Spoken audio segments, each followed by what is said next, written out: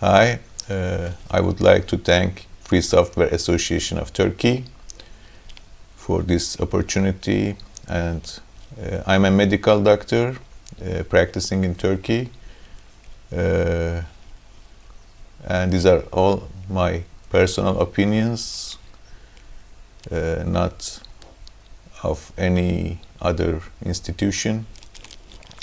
And in any case you want to look at the slides later, the URL in the lower right side of the slides is the place that OYD will be keeping these slides all there, so you can find them later there. So let's start. Making copies of something has gained extreme significance in the years we are living today. And why are we discussing this so much? Because already we are not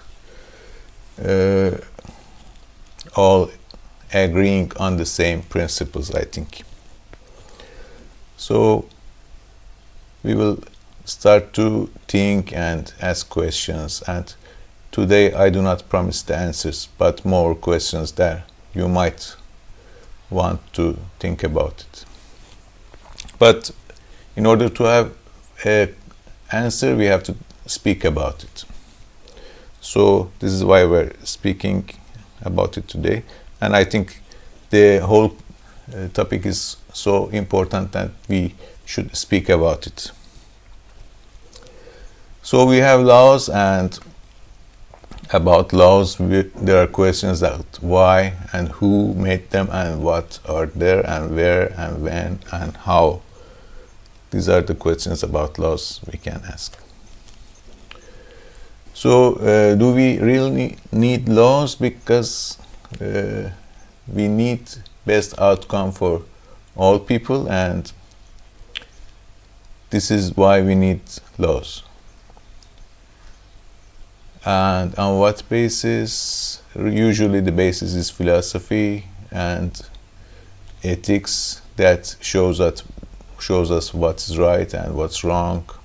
And there are some written code and penalties that we tell them law, but laws do not always follow the ethics and philosophy.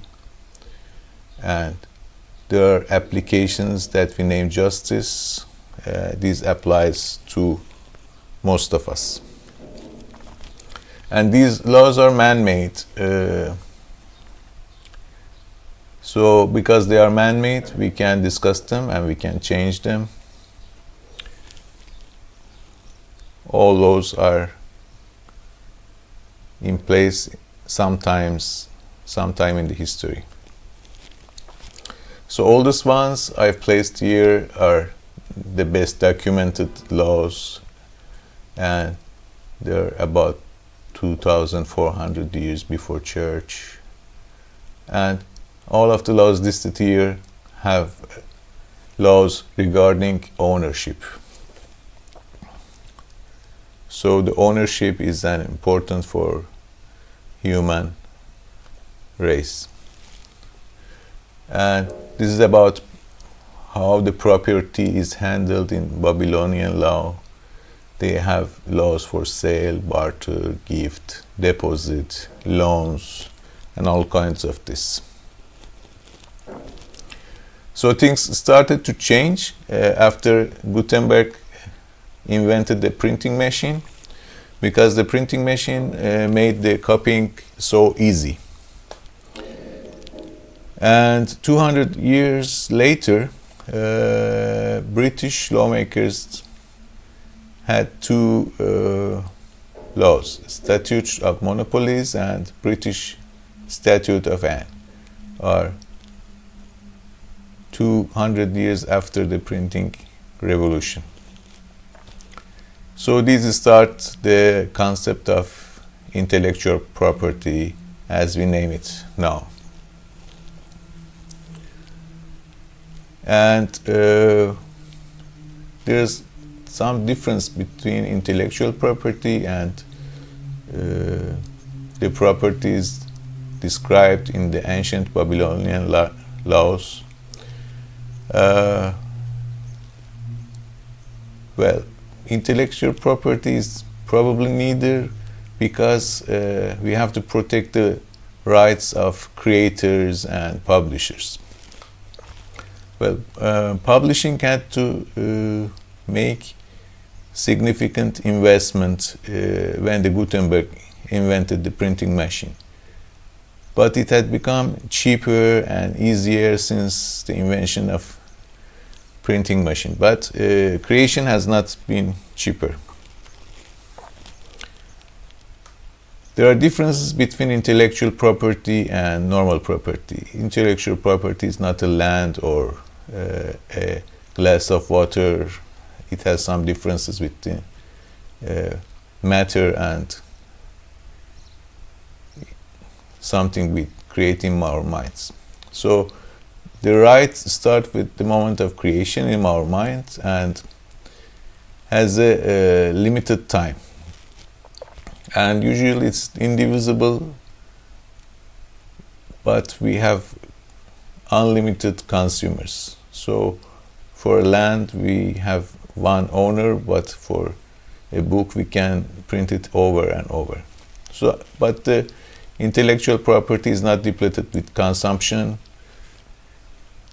It has a major difference because we evaluate a film or movie or book after we consume it, and the copies that do not decrease the original, and we have some threshold for what is original, and all things that we create depend on existing and previous knowledge.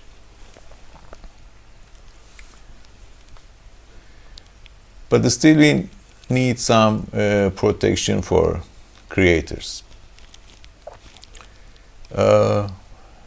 Something we need work is protected by intellectual property. It might be an innovation, it might be an art form or writing, and the work itself involves the creation itself and the creating of the copies.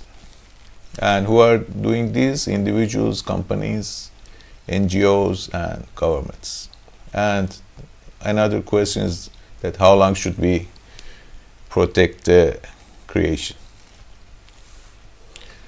So the concept of a company is not everlasting in human history.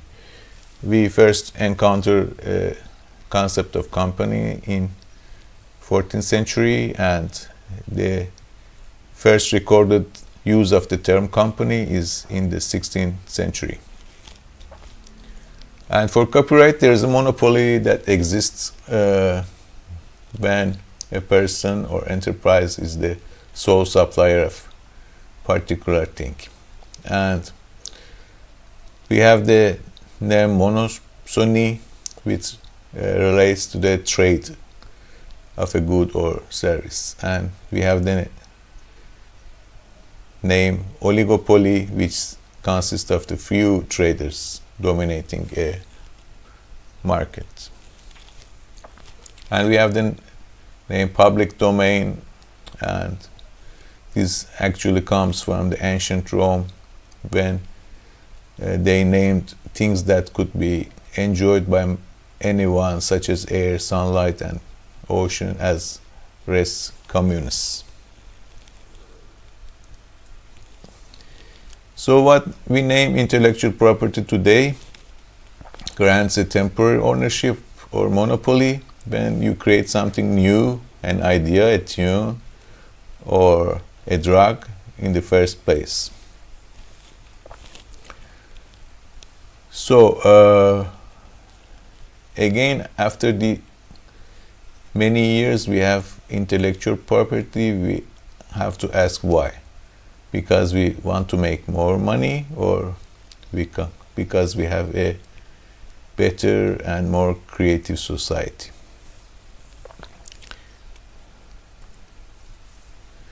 So we have created a complex landscape.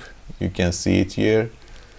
in the green box is the intellectual property as a whole, and the copyright, patents, and brands are all in the intellectual property domain. And again, we have a competition domain that regulates the trust that try to own everything and try to prevent fair trade happening. And we have a common place with business secrets and trades and competition laws. Yeah. So we have created a complex thing that many of us do not even understand. So I will show you something that I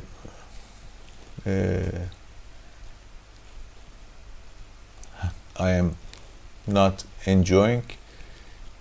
When you publish some paper for a journal, they give you a standard form that says, I give consent for printing and publication is this media, and I assign copyright, and I grant all the rights. And you sign it without receiving any payment. And the firms that do this have a revenue of billions of dollars. So this is how these companies make money. There are many companies, some with more than 3,000 journals, and most of them are making more than $1 billion, and there are hundreds of thousands of scientists and reviewers who contribute as creators and reviewers, and the sum of them receive no money. The number of articles we are speaking about is about 2 million to 3 million articles, and these are locked behind the copyright wall. So in the field of intellectual property, publisher companies has become strong oligopolies over time, and they are leaving the creators weak and powerless against the rules they impose. So the protest started at 2012 when some mathematician called a boycott of a firm with a post on his personal blog about the cost of knowledge, and the cost of knowledge was supported by university libraries and started the open access movement. So why all these scientists and reviewers do this work for free for these publishers? The publishers say that they receive their waste from the universities and other places, so they do not have to give any money to them, and these scientists still continue to work. So this is a pirate website that copies the articles owned by the publishers, and guess who sued the website? Scientists or the publishers? I think you guessed the answer. So another counter movement started in 2001 when Wikipedia started. In 2001, Wikipedia was a blank book with no articles and nothing in it, and it just said that anyone can edit and you don't have to register or do anything, but you had to respect the copyright laws and the content should be your own creation or should not be a copyright violation. By 2020, we have 53 million articles, that is 2,600 times a volume of Britannica. and it's all free content. So I'm asking the same question again. Why these scientists and creators continue to create for Wikipedia? I think because after editing the Wikipedia, the content is free for everyone, and after editing for a publisher, the content is being locked down. So people are contributing to these free content sites. So sometimes we have to make a choice to save the publishers or to save the creators, and when the publishers don't care for creators, the creators don't care for the publishers too. So actually it's not a war between the publishers and the public, but it's a war between the publishers and creators. And the free content creation is not a criticism of intellectual property rights. It's a counter movement. Because after your creation, your content is widely available and no one has to sue anyone else. Free libre open source software or free open source software is hosted on GitHub, and you can see that 40 million users have preferred to host their software project on these sites, and there are sites like this, and there are more than 100 million repositories, and these are all free available. But I think about the closed source software because I'm not sure how a closed source software might have been used. The code snippets found in GitHub, and because the codes are closed, we cannot examine them for if they have copied from the free software. So this is another question: what is new and what is original and what is created in the first place? Let me show some example.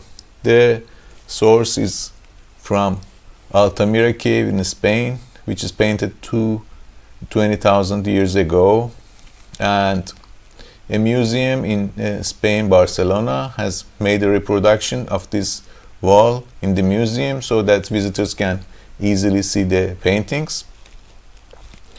And someone has photographed the reproduction in the museum, and you are seeing the copy of the reproduction, and the video recording would be a copy of these, and these are hosted on Wikimedia Commons and many other places.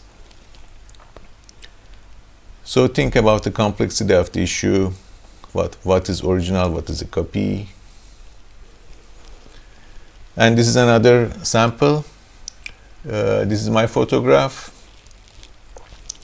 Actually, the concept of these characters was the creation of the Belgian cartoonist named Maurice. He died in 2001, and he made the drawings in 1946. It was a cartoon named Lucky Luke, but in Turkey we know it by the name of the Red Kit. And Ankara municipality made polyester statues of these two-dimensional drawings in 3D, and paid the artists with public money, and these are actually in public places in Ankara when I photographed them. And Article 40 of the Turkish law allows freedom of panorama, and there were many discussions about what is my right to photograph and publish this thing. And I don't have any answer, and I leave the answer to you. This is about the threshold of originality. When Microsoft created the Windows, he needed a font, and he decided to have something like Helvetica. but they could not agree on the price, I think. And the Microsoft team did something innovative. They modified the original Helvetica, and you can compare the original and the modified Arial font. So the Arial font is new and does not need pay anything to the original creators of the Helvetica. And with copyright law, publishers are harassing the creators so much. And two programmers, two musicians made every possible MIDI melody in existence in a hard drive. They made it algorithmically and copyrighted the whole thing and then released it in public domain in an attempt to stop musicians being sued by music companies. So this is another counter movement you can see in the digital age. And we have a question about the value of copies. So at the bottom you see a child who had lost his life, and the compensation for loss of life of ordinary citizen is $30,000 at the date. And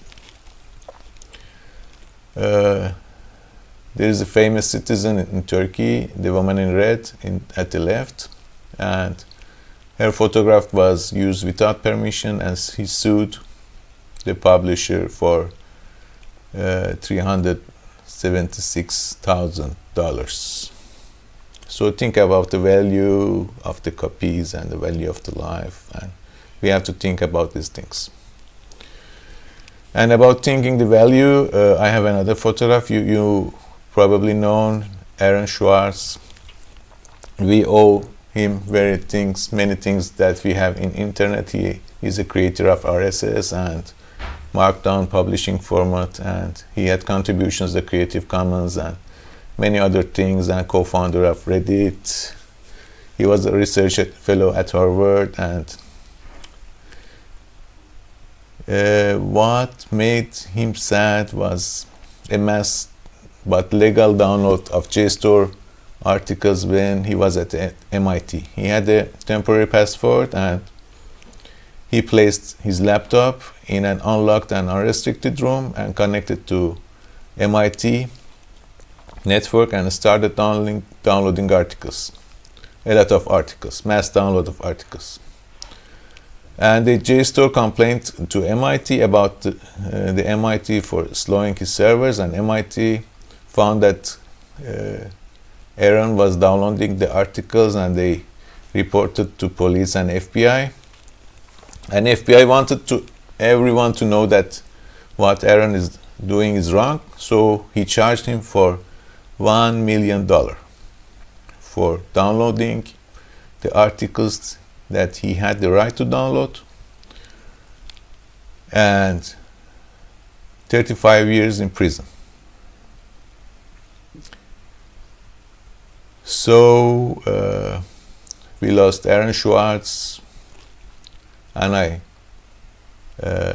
think, was it a suicide actually, or did we kill him? You can see more about Schwartz in the Internet's Own Boy movie and Wikipedia page and many places if you haven't already.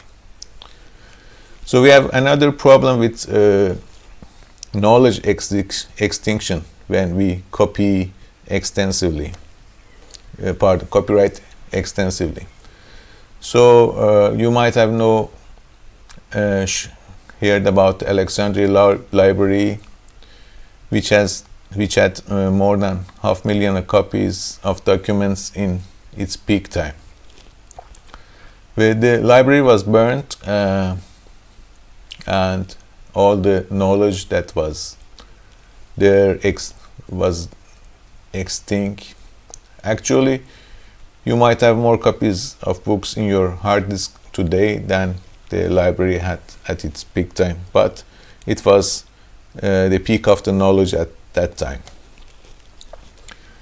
So when the authors die and they have no one to protect them after they die, or when the publishers close and run out of business, or when the publishers decide not to reprint a particular book,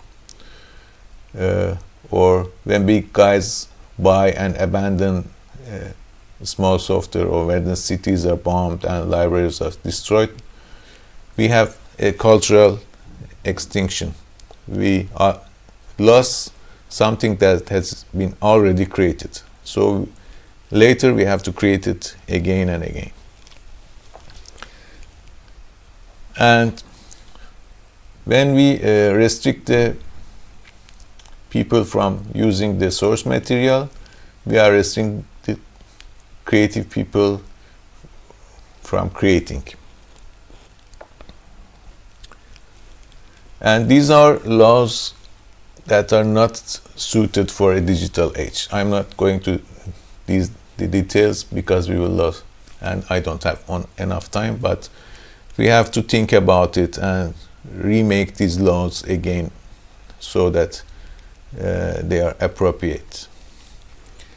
2 weeks ago we had a book discussion on Zoom, and our friend used the snippets from a movie. It was 1 minute and 24 seconds as a reference in the book discussion, and YouTube marked it as a copyright violation, and I deleted the segment and it was published later.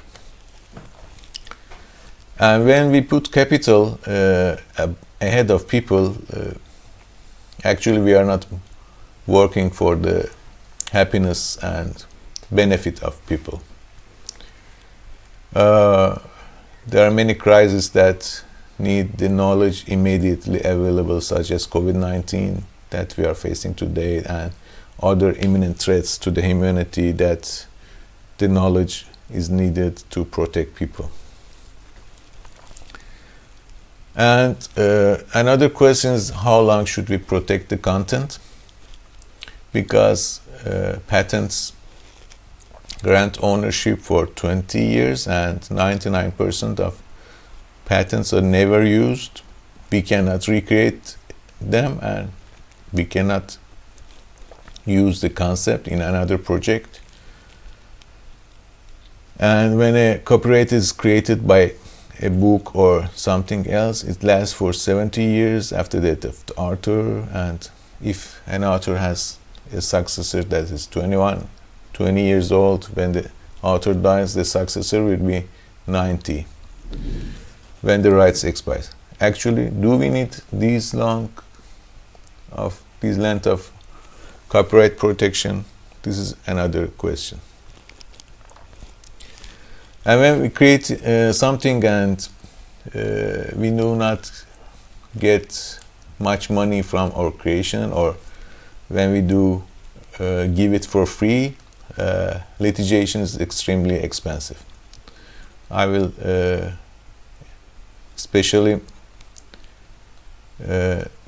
want to emphasize this about free and open source software. When someone steals the free software, and the software creator actually will be in a monetary loss if he claims the infringer. So this is an ancient Roman theater of Aspendos that I took in 2006. And this is the license that says you can use the photograph if you give an attribution to my name, and you are free to use it. So I incidentally came along this billboard in Istanbul. Two firms, a major telecom company and a notebook company, are the co-creators of the advertisement, and they have used my photograph along with Wikipedia free content. And I looked all the small font printings in the lower side of the photo, and I could not find my name there. So this is a clear violation of the copyright law and my license. But if I wanted to sue the companies, I had to spend a lot of money and probably get nothing in refund. So I decided to do nothing. And actually we have no international agreement about the copyright law. This is about Cuban music. A Buena Vista Social Club became a global hit, and Peer Music, an American record company, decided that he had the right to all Buena Vista Social Club music, even he had not used it since 1930s. And American music company brought Cuban government to a court in United Kingdom. And the court ended without any resolution. But this is an sample that we have no real international agreement of what is the law. And how these laws are in place. They are imposed laws. You can read more about it in the work of Joseph Stiglitz, an awarded writer. So we have to make laws that are agreed on, not imposed on the world. And this is another example that backlash from the community. Michael Page created a simple flag for bisexuals in 1998, and it is documented that his flag was free for public and commercial use, and it was not patented. But in April 2020, BitNet USA, which is the right site for bisexuals in United States, claimed that they were the sole copyright owner of the flag and the flag colors, and stated that all the organizations and individuals who wished to use the flag for commercial purpose had to obtain a license from them. So this actually backlashed, and BitNet USA lost their Twitter account and many users for the false claim that made about the ownership of the flag without any court or anything like that. I would like to recommend a movie, A Certified Copy, by Abbas Kiarostami and Juliette Binoche and William Schmel as artists. You will think about copyright when watching the movie. There are many concepts that poetically worked in the course of the movie. And at the end, I would raise a glass to all the creators and innovators, all there, and thank again for Free Software Association of Turkey for this opportunity. Thank you all.